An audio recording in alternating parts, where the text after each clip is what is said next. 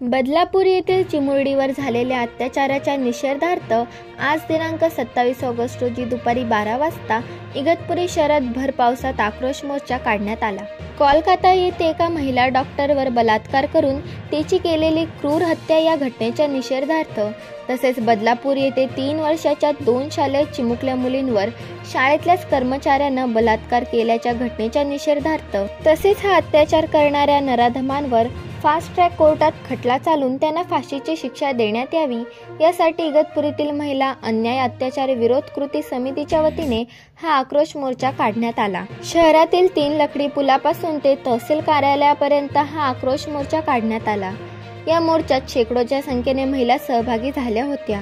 या आरोपीला फाशीची शिक्षा झालीच पाहिजे अशा घोषणा देण्यात आल्या. पाऊस सुरू झाला तरी महिलांनी हातात छत्र्या घेत आक्रोश मोर्चात सहभाग नोंदविला. यावेळी पोलीस निरीक्षक राहुल तसरे यांना निवेदन देण्यात आले.